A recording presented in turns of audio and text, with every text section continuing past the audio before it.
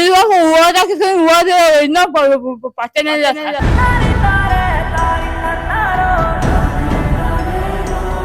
ಕನ್ನ ಮನೆ ಇದೆ ಸರ್.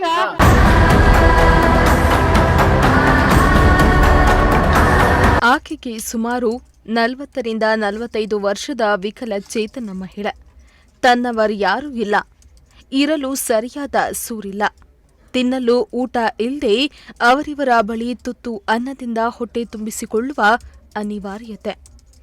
ಸರ್ಕಾರದಿಂದ ಪೆನ್ಷನ್ ಇಲ್ಲ, ರೇಷನ್ ಕೂಡ ಕೊಡ್ತಾ ಇಲ್ಲ. ಪ್ರಜಾಶಕ್ತಿ ಟಿವಿ ವ್ಯಾನ್ ಕಾಣಿಸ್ತಿದ್ದಂತೆ ಇವರಿಂದ ಆದರೂ ತನ್ನ ಸಮಸ್ಯೆ ಬಗೆಹರಿಯುತ್ತಾ ಅಂತ ಓಡೋಡಿ ಬಂದು ಏನು ಅರಿಯದ ಮಹಿಳೆ ಇವೆಲ್ಲ ದೃಶ್ಯಗಳನ್ನ ಕಂಡು ಒಂದು ಕ್ಷಣ ನಮ್ಮ ಪ್ರಜಾಶಕ್ತಿ ಟೀಮ್ ಕಣ್ಣಂಚಲ್ಲಿ ಜಾರಿದ ಕಂಬನಿ. ಇವೆಲ್ಲ ಕೊರಟಗೆರೆ ತಾಲೂಕಿನ ಅಲಪ್ನಳ್ಳಿಯ ಗಂಗಮ್ಮ ಎಂಬ ವಿಶೇಷ ಚೇತನ ಮಹಿಳೆಯ ವ್ಯಥೆಯ ಕಥೆಯಾಗಿದೆ.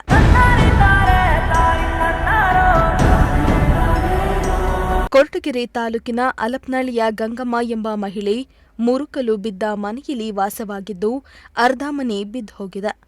ಇನ್ನು ಮಳೆ ಬಂದ್ರೆ ಮನೆಗೆ ನೀರು ನುಗ್ಗುತ್ತೆ. ಬಾಗಿಲು ಕೂಡ ಸರಿಯಾಗಿಲ್ಲದಿರೋದ್ರಿಂದ ಯಾರಾದ್ರೂ ನುಗ್ಗುವ ಆತಂಕ. ತನ್ನವರು ಯಾರೂ ಇಲ್ಲದೆ ಒಬ್ಬಂಟಿಗಳಾಗಿ ಮುರುಕಲು ಮನೆಯಲ್ಲಿ ಜೀವನ ಮಾಡ್ತಿದ್ದಾಳೆ. ಹೊರಗೆ ಕೂಲಿ ಕೆಲಸಕ್ಕೆ ಹೋಗಲು ಸಾಧ್ಯವಾಗದ ಸ್ಥಿತಿ. ತೊದಲು ಮಾತಲ್ಲಿ ಜನರನ್ನ ಸಂಪರ್ಕಿಸ್ತಾ ಇರೋ ಮಹಿಳೆ. ಇಷ್ಟು ದಿನ ಸರ್ಕಾರದಿಂದ ಬರುವ ಪೆನ್ಷನ್ ಹಣದಿಂದ ಜೀವನ ಮಾಡ್ತಾ ಇದ್ದು ಈಗ ಆ ಹಣವೂ ಕೂಡ ಬರ್ತಾ ಇಲ್ಲ. ಇದರಿಂದ ಆ ಮಹಿಳೆ ಕಂಗಾಲಾಗಿದ್ದು ಒಂದು ಹೊತ್ತಿನ ಊಟಕ್ಕೂ ಪರದಾಡ್ತಿದ್ದಾರೆ. ಇನ್ನು ನಿತ್ಯ ಅಕ್ಕಪಕ್ಕ ಮನೆಯವರು ಕೊಡುವ ಊಟ ಮಾಡ್ತಾ ಜೀವನ ಸಾಗಿಸ್ತಾ ಇದ್ದು ಒಂದು ದಿನ ಏನಾದರೂ ಊಟ ಸಿಗದೆ ಹಾಗೆ ಇದ್ರೆ ಅಂದು ಉಪವಾಸ ಇದ್ದು ತೀರಾ ಶೋಚನೀಯ ಸ್ಥಿತಿಯಲ್ಲಿ ಆ ಮಹಿಳೆ ಬದುಕುತ್ತಿದ್ದಾಳೆ.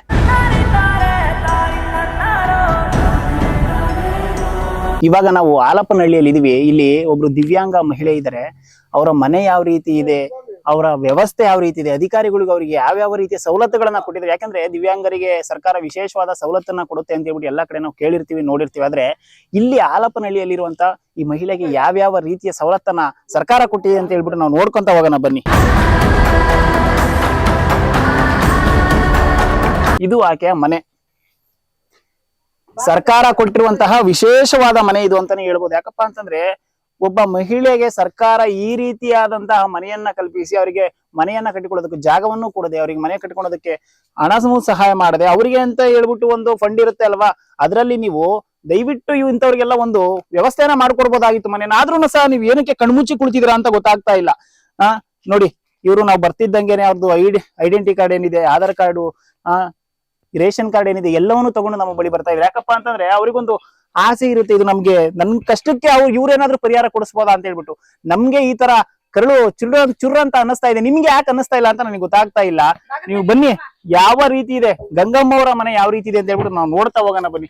ಈ ತರದ ವ್ಯವಸ್ಥೆ ಇನ್ನು ನಮ್ಮ ಕರ್ನಾಟಕದಲ್ಲಿ ಇದೆಯಾ? ಈ ವ್ಯವಸ್ಥೆ ಇನ್ನು ನಮ್ಮ ಕರ್ನಾಟಕದಲ್ಲಿ ಇದೆಯಾ ಅಂತ ಹೇಳ್ಬಿಟ್ಟು. ಇದು ಗಂಗಮ್ಮನವರ ಮನೆ.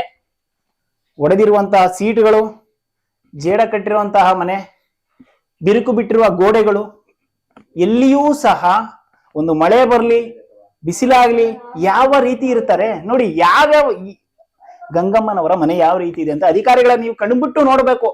ಬಂದ್ಬಿಟ್ಟು ನಾವು ಎಲೆಕ್ಷನ್ ಅಲ್ಲಿ ಬಂದು ಓಟ್ ಹಾಕಿಸ್ಕೊಂತೀವಿ ಅಂತ ಯಾರ್ಯಾರಿಗೂ ಸಹಾಯ ಮಾಡೋದಲ್ಲ, ನೀವು ಇಂಥವ್ರಿಗೆ ಸಹಾಯ ಮಾಡಿ. ಬನ್ನಿ, ಇದೊಂದೇ ಅಲ್ಲ, ಮುಂದೆ ತೋರಿಸ್ತಾ ಹೋಗ್ತೀನಿ ಬನ್ನಿ ನಾವು ಯಾವ ರೀತಿ ಇದೆ ಮನೆ ನೋಡಿ. ಇದು ಗಂಗಮ್ಮನ ಮನೆಯ ಸ್ಥಿತಿ. ಈ ಮನೆಯಲ್ಲಿ ಗಂಗಮ್ಮ ವಾಸಿಸ್ತಾ ಇರುವಂತದ್ದು ನೀವು ನೋಡ್ಬೋದು ಯಾವ ರೀತಿ ಇದೆ ಗಂಗಮ್ಮನ ಮನೆ. ಇನ್ನು ಇಂತಹ ವಿಶೇಷ ಚೇತನರಿಗೆ ಸರ್ಕಾರದಿಂದ ಹಲವಾರು ಸೌಲಭ್ಯವನ್ನ ನೀಡ್ತಾ ಇದೆ. ಆದ್ರೆ ಈಕೆಗೆ ಯಾವುದೇ ಸವಲತ್ತುಗಳಿರಲಿ, ಸರ್ಕಾರದ ಗೃಹಲಕ್ಷ್ಮಿ ಹಣ ಆಗ್ಲಿ, ಪೆನ್ಷನ್ ಆಗ್ಲಿ, ಅನ್ನಭಾಗ್ಯ ಅಕ್ಕಿ ಆಗ್ಲಿ ಸಿಗ್ತಾ ಇಲ್ಲ. ಹೀಗಾಗಿ ಅಕ್ಕಪಕ್ಕದವರ ಮನೆಯವರಿಂದ ಊಟ ಪಡೆದು ಮಾಡ್ತಾ ಇದ್ದಾರೆ ಎಂದು ಅಳಲನ್ನ ತೋಡಿಕೊಂಡ್ರು. ಗಂಗಮ್ಮರೇ, ಕನ್ನ ಮನೆ ಇದೆ ಸರ್. ಓದಾಕಿಸ್ಕೊಂಡು ಇದು ಮಾಡ್ಕೊಡ್ತೀನಿ, ಕಾಲು ಮಾಡ್ಕೊಡ್ತೀನಿ, ಅದ್ ಮಾಡ್ಕೊಡ್ತೀನಿ ಅಂತ ಸರ್. 2,000 ರೂಪಾಯಿ ಕೊಟ್ಟು ಓದಾಕಿಸ್ಕೊಂಡು ಸರ್. ಈಗ ಮನೆ ಮಾಡಿಸ್ಕೊಡ್ತೀನಿ ಅಂತ ಹೇಳಿದ್ರೆ ನಿಮ್ಗೆ? ನಮ್ಮ ಮನೆ ಬಂದು ಓದಾಕಿಸ್ಕೊಂಡು ಓದು. ಇವಾಗ ಓದಾಕಿಸ್ಕೊಂಡು ಓದು ಇನ್ನೂ ಪಟ್ಟನೆ ಇಲ್ಲ ಸರ್. ಓಟ್ ಹಾಕ್ಸ್ಕೊಂಡು ಹೋದವ್ರು ಇದುವರೆಗೂ ಪತ್ತೆ ಇಲ್ಲ, ಪಟ್ಟನೆ ಇಲ್ಲ ಸರ್. ಈಗ ನೀವು ಮನೆ ಇದೀರಲ್ಲ, ಇದು ನಿಮ್ ಸ್ವಂತ ಮನೆನಾ? ಅಲ್ವಾ? ಮನೇನೇ ಇಲ್ಲ ಸರ್ ನಮ್ಗೆ. ಮನೇನೇ ಇಲ್ಲ. ಇಲ್ಲ ಸರ್. ನೀವ್ ಕೇಳ್ತಾ ಇಲ್ವಾ ಅಧಿಕಾರಿಗಳನ್ನ? ಅಯ್ಯೋ ಯಾವ ಕೇಳಿ ಯಾವ ಅಂತ ಕೇಳಿ ನಾನು. ಏನ್ ಹೇಳ್ತಾ ಇದಾರೆ ಕೇಳಿದ್ರೆ? ಅಯ್ಯೋ ಹೋಗಿ ನಿಮ್ ಮನಸ್ಸಿಗೆ ಇಲ್ಲ ಅಂತ ಸರ್. ನೀವು ನೋಡ್ತಾ ಇರ್ಬೋದು ಗಂಗಮ್ಮ ಅವ್ರ ಅಳನಲ್ನ ತೋಡ್ಕೊಳ್ತಾ ಇದಾರೆ. ಅವ್ರಿಗೆ ಸರ್ ಬಂದ್ರು 2,000 ರೂಪಾಯಿ ಕೊಟ್ಟು ಓಟ್ ಹಾಕ್ಸ್ಕೊಂಡು ಹೋದ್ರು ಬಿಟ್ರೆ ನನ್ಗೆ ಇರೋದಕ್ ಮನೇನೂ ಇಲ್ಲ. ನಾನು ಇವಾಗ ಇರೋದೇ ಬೇರೆಯವ್ರ ಮನೇಲಿ ಇದೀನಿ. ಈಗ ಬೇರೆಯವ್ರ ಮನೇಲಿ ಇದೀನಿ. ನನಗೆ ನನ್ ಕಷ್ಟನ ಯಾರು ಬಂದ್ ಕೇಳ್ತಾ ಇಲ್ಲ. ಇದುವರೆಗೂ ಯಾರು ಪತ್ತೆನೇ ಇಲ್ಲ ನನ್ನ ಹತ್ರ ಬಂದ್ಬಿಟ್ಟು ನಿನ್ಗೆ ಹೇಗಿದ್ಯಮ್ಮ, ಏನ್ ಮಾಡ್ತಾ ಇದೀಯಾ, ನಿನ್ ಮನೆ ಇದೆಯಾ ಅಂತ ಯಾರು ಕೇಳ್ತಾ ಇಲ್ಲ. ನನಗೆ ತುಂಬಾ ಕಷ್ಟ ಆಗ್ತದೆ. ನೀವು ನೋಡ್ಕೊಂಡ್ ಬಂದ್ರಿ ಈ ದೃಶ್ಯಗಳಲ್ಲಿ ಯಾವ ರೀತಿ ಇದೆ ಅವರ ಮನೆ ಅಂತ ಹೇಳ್ಬಿಟ್ಟು. ಓಟ್ ಹಾಕ್ಬೇಕಾದ್ರೆ ಬಂದು ನೀವು ಓಟ್ ಹಾಕಿ ಅಂತ ಕೇಳೋರು ಮನೆಗಳನ್ನ ಮಾಡ್ಕೊಡ್ಬೇಕಲ್ವಾ ಈ ತರದವ್ರಿಗೆ? ದಿವ್ಯಾಂಗರಿಗೆ ಮನೆಗಳನ್ನ, ಅವ್ರಿಗೆ ಆದಂತ ವಿಶೇಷ ಸವಲತ್ತುಗಳಿರ್ತವೆ, ಅವ್ರಿಗೆ ಆದಂತ ಒಂದು ವಿಶೇಷ ಪ್ಯಾಕೇಜ್ ಇರುತ್ತೆ.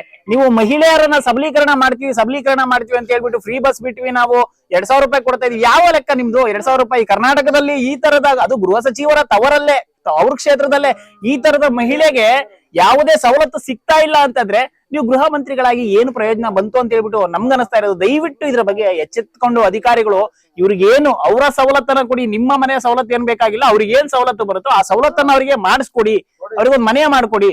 ಸುಮ್ನೆ ನೀವು ಸವಲತ್ತು ನಾವು ಅದು ಮಾಡ್ಕೊಡ್ತೀವಿ ಇದು ಮಾಡ್ಕೊಡ್ತೀವಿ ಅಂತ ಎಲ್ಲೋ ಕೂತ್ಕೊಂಡು ಯಾರ್ಯಾರಿಗೋ ಮಾಡ್ಕೊಡೋದಲ್ಲ, ಈ ತರದವ್ರಿಗೆ ಮಾಡ್ಕೊಡಿ. ಒಟ್ನಲ್ಲಿ ವಿಶೇಷ ಮಹಿಳೆಯ ಸ್ಥಿತಿ ಮಾತ್ರ ಹೇಳತಿರದಾಗಿದ್ದು, ಸಂಬಂಧಪಟ್ಟ ಅಧಿಕಾರಿಗಳ ಕಣ್ತೆರೆಸುವ ಕೆಲಸವನ್ನ ಪ್ರಜಾಶಕ್ತಿ ಮಾಡ್ತಾ ಇದ್ದು, ಇನ್ನಾದ್ರೂ ಅಧಿಕಾರಿಗಳು ಎಚ್ಚೆತ್ತುಕೊಂಡು ವಿಶೇಷ ಚೇತನ ಮಹಿಳೆಗೆ ಬೇಕಾದ ಮೂಲಭೂತ ಸೌಕರ್ಯ ಸೇರಿ ಗೃಹಲಕ್ಷ್ಮಿ ಹಣ ಹಾಗೂ ರೇಷನ್ ಕಾರ್ಡ್ ಸರಿಪಡಿಸಿ ಆಕೆಯ ಜೀವನಕ್ಕೆ ಒಂದು ದಾರಿ ಮಾಡಿಕೊಡ್ಬೇಕಾಗಿದೆ.